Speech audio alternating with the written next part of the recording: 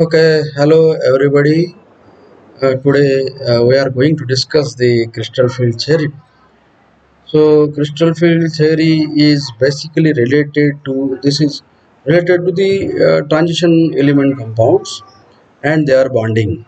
So, as we know that there are five d orbitals: dxy, dyz, dxz, then dz square, dx square minus y square. Now again these 5D orbitals are having a two sets.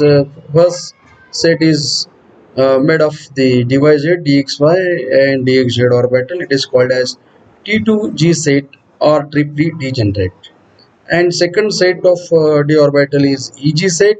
It is made up of the dz square and dx square minus y square orbitals. Now these 5D orbitals having a different shapes. So as I told you that DYZ orbitals is in the T2G set and EG set is made of the dz square and dx square minus y square orbital. Now when this d orbital forms the bond with the ligand orbitals, then there is a splitting of the d orbitals. Here we are going to see the example of the cobalt octahedral complex, and in when the cobalt in gaseous state, so if it is having a plus 3 oxidation state, then d orbital having a 6 electrons.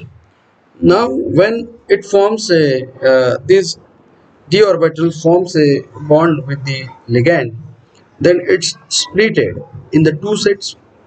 And here in this case only T2G is at the ground state energy level and EG at the higher energy level. Then the splitting of the d orbital is depends on the strength of ligand. So the splitting parameter is denoted by delta, and whenever the strong ligand is associated with the d orbital, then splitting value of splitting or magnitude of splitting is greater. So here we have the two examples: the chromium hexacyanochromium 3 complex and hexafluorochromium 3 complex. So in that case cyanide is a strong ligand, and therefore we see here that the there is a greater amount of splitting as compared to the chromium fluoro complex. Now low spin and high spin complexes. So low spin and high spin complexes means what? If a complex having a greater number of the paired electrons after the bond formation, then it is what the low spin complex. But after the formation of complex, if maximum number of unpaired electrons is associated with the complex, then it is high spin complex.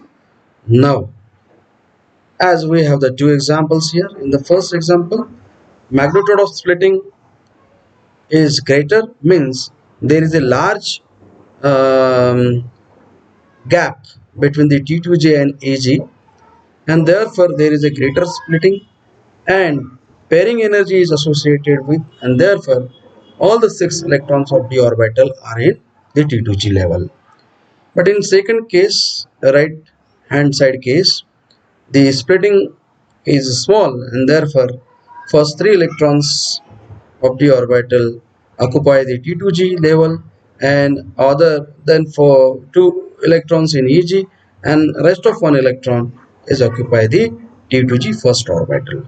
Now here in both the cases, if we see that the first case is diamagnetic one and second case is the paramagnetic one, means there are the 4 electrons in second case are unpaired, and therefore it has a spin. Now these are the another examples of low spin and high spin of the nickel and cobalt complexes. Then so let us discuss the strength of ligand. So strength of ligand is defined by the spectrochemical series. So spectrochemical series is the series in which ligands are arranged according to their strength. Now, if we see here the iodine 2 cyanide, this is the series. Here, the iodine is a less strong than bromine. Bromine is a less strong than the chlorine, than fluorine, than hydroxyl compound, and the hydroxide or hydroxyl ligand having a equal strength with the water.